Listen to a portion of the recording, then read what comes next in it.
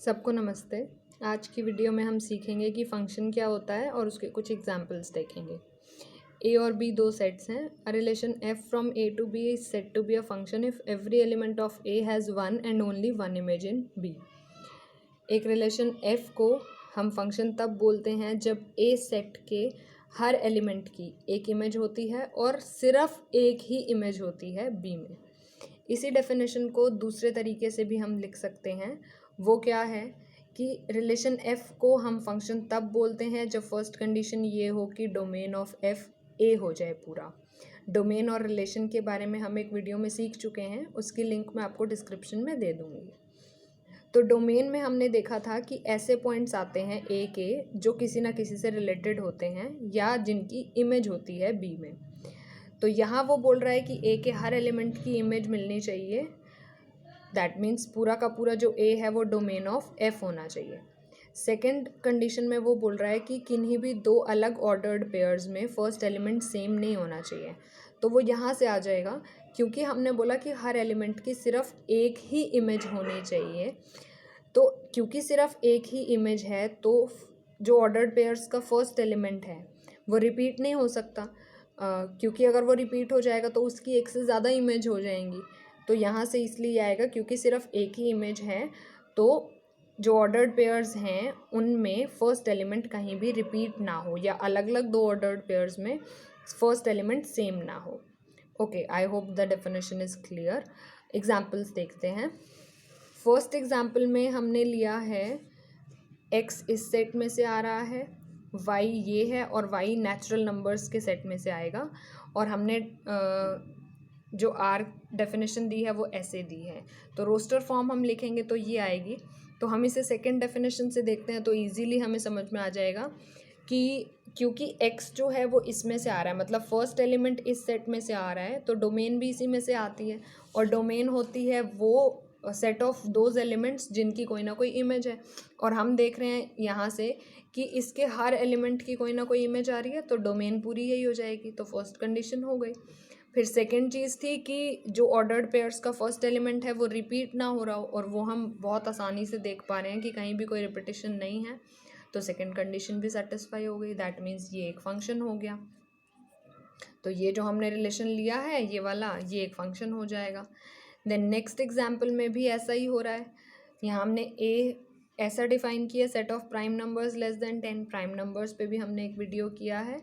अगर आपको कुछ डाउट है तो मैं लिंक दे दूँगी डिस्क्रिप्शन में, आप वहाँ से क्लियर कर सकते हैं। ओके, बी हमने लिया N, set of natural numbers. आर हमने ऐसे डिफाइन किया है। रोस्टर फॉर्म लिखेंगे तो ये सिंपली दो कंडीशंस हैं, बहुत ईजीली हम देख पा रहे हैं। डोमेन क्या आएगी 2 3 5 7 और ए भी हमारा यही आएगा। तो domain of R will be equal to A. तो फर्स्ट कंडीशन हो गई और सेकंड तो बहुत क्लियरली दिख ही रहा है कि कोई रिपीटिशन नहीं है। थर्ड भी आप बहुत ही आसानी से समझ सकते हैं। फोर्थ में हमने 3 पार्ट्स लिए हैं। यहाँ पे डोमेन के बारे में कोई हमें इंफॉर्मेशन नहीं दी है तो फर्स्ट पॉइंट को हमें देखने की ज़रूरत नहीं है। डोमेन सिंपली हम जैसे ये वाला है उसमें हम यही मान लेंगे, जो फर्स्ट एलिमेंट्स का सेट है उसे ही डोमेन मान लेंगे। तो फर्स्ट पॉइंट को ज़्यादा इम्पोर्टेंस देने की ज़रूरत नहीं है। यहाँ पे सीधा सेकंड पॉइंट देख लेते हैं हम कि फर्स्ट एलिमेंट जो है वो रिपीट ना हो रहा हो, और वो हम देख पा रहे हैं इजीली कि रिपीटेशन नहीं है। 2 5 6 सब अलग अलग हैं तो ये एक फंक्शन हो जाएगा।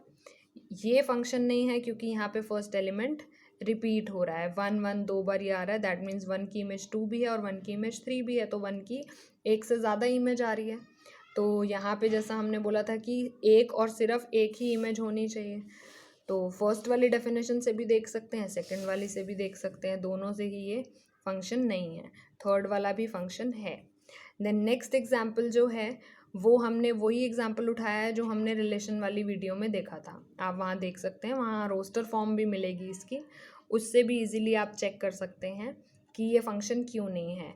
इसमें फर्स्ट कंडीशन तो हो जाएगी डोमेन आर जो है वो ए ही आएगा, लेकिन सेकंड कंडीशन जो थी हमारी कि हर एलिमेंट की एक इमेज हो और सिर्फ एक ही हो, तो यहाँ पे जो 3 है उसकी 3 इमेजेस आ रही हैं, इसीलिए ये फंक्शन नहीं होगा।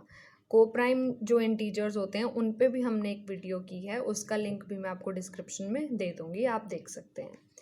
फिर नेक्स्ट जो हमारा एग्जाम्पल है वो भी हमने वहीं से ही उठाया है जहाँ हमने रिलेशन वाली वीडियो की थी, या रिलेशन वाली वीडियो में से ही उठाया है हमने।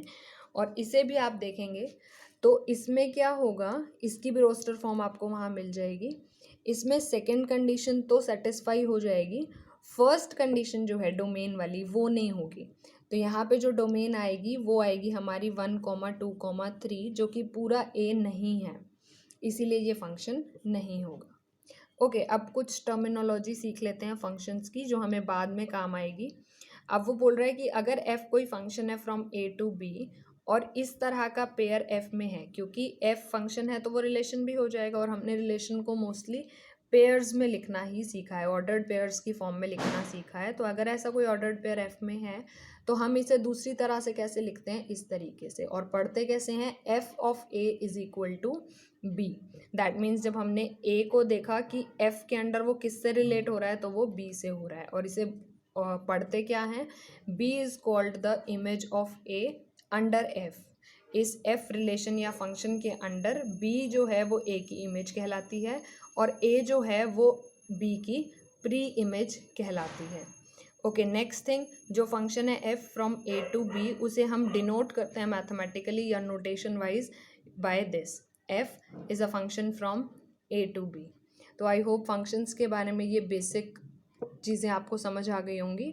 अगर आपको अब भी कुछ डाउट होता है तो प्लीज़ कमेंट में लिखिए, मैं कोशिश करूँगी कि मैं आपके डाउट्स क्लियर कर सकूँ। अगर ये वीडियो अच्छी लगी तो इसे शेयर कीजिए, लाइक कीजिए, और चैनल को सब्सक्राइब ज़रूर कीजिए। Thank you.